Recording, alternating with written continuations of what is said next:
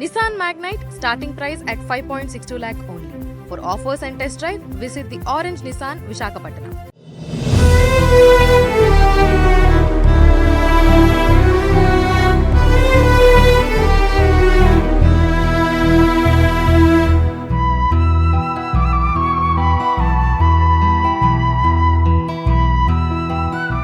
విధి చాలా కఠినమైనది. విశాఖలో నవవధువు రోడ్డు ప్రమాదంలో మృతి చెందటంతో ఆ రెండు కుటుంబాలే కాదు, ఎక్కడైతే వివాహం జరిగినటువంటి పెళ్ళికొడుకు ఇల్లు పరవాడ వాడచీపురుపల్లి విలేజ్లో ఎంతో ఘనంగా వైభవంగా అందంగా ముస్తాబైన కళ్యాణ వేదిక వద్ద పెళ్లికి హాజరైనటువంటి వారు కూడా గుండెలు పగిలేలా ఏడుస్తున్నారు. మరొక వైపు అగనంపుడి కొండయ్య వలసలో ఉంటున్న నవవధువు ఇంటి దగ్గర కూడా తీవ్ర విషాదం నెలకొంది. ఆ ఊరి ప్రజలు కూడా నిన్న ఇదే సమయానికి మేమందరం పెళ్లికి వెళ్ళాలి అనే హడావిడిలో చాలా సందడిగా ఉన్నాం మేడం, అంతలోనే 24 గంటలు కూడా గడవలేదు, నవవధువు మా ఊరమ్మాయి మా వీధమ్మాయి ఇలా చనిపోయింది, పెళ్లి దండలు కూడా మార్చుకొని గంటలు కూడా గడవలేదు, మెడలో ఉండాల్సినటువంటి ఆ పెళ్లి దండలు రోడ్డుపై కనిపించడం కూడా మా ఎవ్వరం కూడా ఆ దృశ్యాలని జీర్ణించుకోలేకపోతున్నాం, గుండెలు పిండేస్తున్నాయి ఆ ఘటన సంబంధించినటువంటి దృశ్యాలని చెప్తున్నారు. నిజంగా ఘోరమే జరిగిపోయింది. ఇప్పటి వరకు చాలా రకాల రోడ్డు ప్రమాదాలు చూసాం. ప్రతి ఒక్క ఘటనలో కూడా నిర్లక్ష్యం కనబడుతుంది, దురదృష్టం వెంటాడుతోంది. మరికొద్ది సేపట్లో ఇంటికో చేరాల్సినటువంటి గమ్యస్థానానికి చేరుకోవాల్సిన వాళ్ళు కూడా అంతలోనే ప్రమాదాలకు గురై ప్రాణాలు పోగొట్టుకున్న ఘటనలు చాలానే చూసాం. కానీ విశాఖలో నిన్న జరిగినటువంటి రోడ్డు ప్రమాదం ఏదైతే అగనంపూడి శనివాడ వద్ద జరిగిన రోడ్డు ప్రమాదంలో కొత్తగా పెళ్ళైన జంట వాహనంలో ప్రయాణిస్తున్నారు బెలూన్ కార్లో, అంతలోనే ఆ వెహికల్ బలంగా కరెంటు పోల్ను ఢీకొనటంతో లెఫ్ట్ సైడ్లో ఫ్రంట్ సీట్లో కూర్చున్నటువంటి నవవధువు అక్కడికక్కడే ప్రాణాలు విడిచింది. ఆ నవవధువు తల్లి కూడా కోమాలో ఉన్నట్టు తెలుస్తోంది. ఆమె కూడా బాగా ఇంజ్యూరీస్ అయ్యాయి. మెరుగైన ట్రీట్మెంట్ ఇవ్వటం వల్ల ప్రస్తుతం ఆమె కోలుకుంటున్నారు, స్టేబుల్గానే ఉంది అనేది కూడా అప్డేట్ ఆమె హెల్త్కి సంబంధించి. బట్ కొన్ని గంటల ముందే తన ఇష్టమైన అమ్మాయి లైఫ్లోనికి వస్తోంది. తన మెడలో 3 ముళ్ళు వేసి తన భాగస్వామిగా చేసుకున్నాను, తన్ని బాగా బాధ్యతగా చూసుకోవాలి అని ఎన్నో కలలు కన్నటువంటి ఆ పెళ్లి కొడుకు కలలు కూడా చెరిపేసింది విధి అని చెప్పాలి. ఎందుకంటే తన కళ్ళెదుటే అప్పుడే ఇంకా పెళ్లి దండలు కూడా మార్చుకొని ఎంతసేపు కాలేదు, కాళ్ళ పారాని కూడా ఆరలేదు, అంతలోనే పెళ్లి దుస్తుల్లోనే వాళ్ళు ఉన్నారు. అంతలోనే జరిగినటువంటి ఘోరమైన దుర్ఘటన ఆ వ్యక్తిని చిదిమేసిందనే చెప్పాలి.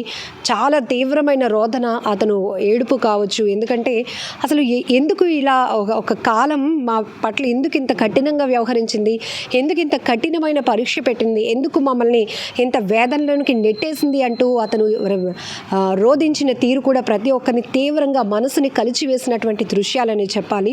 సో మీ అందరికీ తెలుసు, 13వ తేదీన తెల్లవారుజామున అంటే బుధవారం రాత్రి తెల్లవారితే గురువారం 1:58 ప్రాంతంలో పెళ్లి కొడుకు ఉంటున్నటువంటి పరవాడ వాడచీపురుపల్లిలోని వాళ్ళ ఇంటి దగ్గరే చాలా అత్యంత ఘనంగా వివాహం జరిగింది.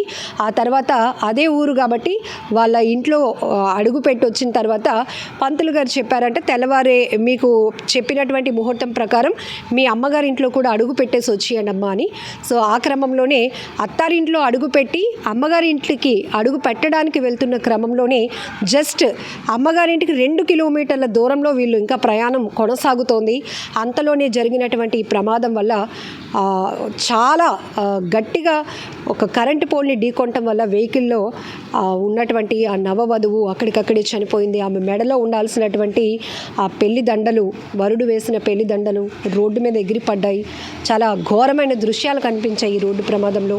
వెహికల్ కూడా పూర్తిగా డ్రైవింగ్ సీట్ వైపు ఉన్నటువంటి రైట్ సైడ్ ఉన్నటువంటి మొత్తం భాగం కూడా బాగా నుజ్జయింది. అందులో ప్రయాణిస్తున్నారు మొత్తం 5గురు, పెళ్లి కొడుకు, పెళ్లి కూతురు వాళ్ళ మదరు, వాళ్ళ సిస్టర్తో పాటు పెళ్లి కొడుకు సంబంధించిన ఒక అబ్బాయి కూడా మొత్తం 5గురు ప్రయాణిస్తున్నటువంటి ఆ వెహికల్ ఒక్కసారిగా జరిగిన ప్రమాదం వల్ల ఆ నవవధువు అక్కడికక్కడే ప్రాణాలు కోల్పోతే ఆమె తల్లి తీవ్రంగా గాయపడ్డారు, హాస్పిటల్లో ట్రీట్మెంట్లో ఉన్నారు. చిన్న గాయాలతో వరుడు ఇంకొక అబ్బాయి కూడా బయటపడడం జరిగింది. అలాగే పెళ్లి కూతురు అక్క కూడా. సో మొత్తంగా ఈ దుర్ఘటన దృశ్యాలు మాత్రం ఎంత అలర్ట్గా మనం ఉండాల్సిన పరిస్థితులు ఉంటాయో ఒక్కసారి మనం అర్థం చేసుకోవచ్చు. అప్పటికే పుట్టింటి దగ్గర ఇక పెళ్లి బట్టల్లో ఉన్నారు, కొత్త జంట వస్తున్నారు అడుగు పెట్టడానికి తెల్లవారుజామున. చేద్దామని వాళ్ళ ప్రిపరేషన్లో వాళ్ళు ఉన్నారు. ఎంతలోనే బ్యాడ్ న్యూస్ వాళ్ళకి రావటం వల్ల గుండెలు పగిలిపోయాయి, ఒక్కసారిగా కుప్పకూలిపోయారు. అదేంటి, గంటల క్రితమే పెళ్ళికి వెళ్ళాము, ఊర్లో అందరూ ఇంకా ఆ మాటలు కూడా కొనసాగుతున్నాయి, ఇంకా అందరూ డిస్కషన్లో ఉంటుండగానే ఇంత ఘోరంగా ప్రమాదం జరిగింది, ఎందుకు విధి ఇంత శిక్ష వేసింది అని వారందరూ కూడా ఏడుస్తున్న తీరు కానీ ప్రశ్నించుకుంటున్నటువంటి విధానం కూడా ప్రతి ఒక్కరి కంట కన్నీళ్లు పెట్టించిందని చెప్పాలి. మరొకసారి రోడ్డు ప్రమాదాలు చాలా జాగ్రత్తగా ఉండాల్సిన అవసరం ఉంది. ఇక వెళ్ళిపోతున్నాం, ఇక రీచ్ అయిపోతున్నాం మనం వెళ్ళాల్సినటువంటి ప్లేస్కి అని రిలాక్స్ అవ్వడానికి లేదు. ప్రతి క్షణం రోడ్డు పైన ప్రయాణం జరుగుతున్నప్పుడు అప్రమత్తంగా ఉండాల్సినటువంటి అవసరం ఉంది.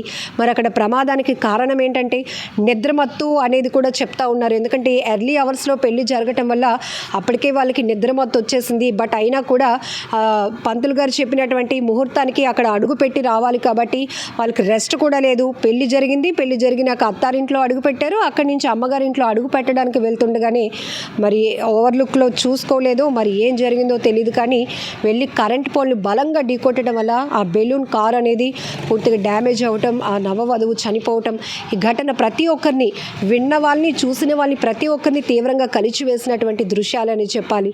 పెళ్లి బట్టల్లోనే ఉన్నటువంటి ఆ నవవధువు అలా నిర్జీవంగా అయిపోవడం వల్ల ఎవరూ జీర్ణించుకోలేకపోతున్నారు. ఎన్నో కలలు కంది కనీసం ఆ దేవుడికి కనికరం కూడా లేకపోయిందా ఆ అమ్మాయి పట్ల అంటూ ప్రతి ఒక్కరూ మాట్లాడుకుంటున్నటువంటి పరిస్థితి. ఎందుకంటే ఆ పేరెంట్స్కి అమ్మాయి మూడో అమ్మాయి అంట, కుటుంబానికి సపోర్ట్గా ఉండడానికి కూడా అమ్మాయి పని చేస్తుంది. పెళ్ళి కూడా కొంత సెట్, ఇంకా నేను టైం తీసుకోవాలి అని అనుకుందంట, కానీ పెళ్ళి కుదిరేటప్పటికి చెప్పలేనంత ఆనందంలో ఉంది మేడం అంటూ వాళ్ళు నిన్న సుమన్ టీవీతో మాట్లాడుతూ కూడా కన్నీళ్లు పెట్టుకుంటూ చెప్పినటువంటి మాటలు కూడా ప్రతి ఒక్కరిని కలిచివేస్తున్నాయి. బట్ చాలా జాగ్రత్తగా ఉండాల్సినటువంటి అవసరం ఉంది.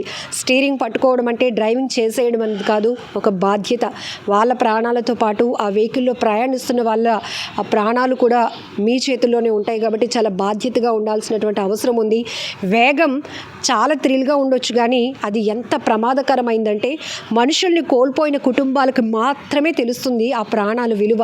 కొంతమంది అయితే ఇంజూరియస్ అవ్వడం, లేకపోతే కాళ్ళు చేతులు విరగటం, లేవలేని స్థితిలోనికి వెళ్ళిపోవటం, ఎంతోమందిని రోడ్డు ప్రమాదాల్లో వాళ్ళ లైఫ్నే కోల్పోతున్నటువంటి పరిస్థితులు. కొంతమంది బెడ్ రిడెన్ అయిపోతున్నారు, మంచం పట్టేస్తున్నారు, వాళ్ళ కోసం మరొకరు త్యాగం చేయాల్సి వస్తుంది. ఇవన్నీ కూడా ఎక్కడికక్కడే రోడ్డు ఒక్కొక్కసారి మనం ఎంత జాగ్రత్తగా వెళ్ళినా పక్కనున్నవాడు అజాగ్రత్తగా వస్తే ఆ ప్రమాదాలని తప్పించలేం. కానీ మనం కూడా జాగ్రత్తగా ఉండాలి. నిర్లక్ష్యం వహించామంటే ప్రమాదానికి ఎవరిని నిందించడానికి కూడా అక్కడ అవకాశం ఉండదు.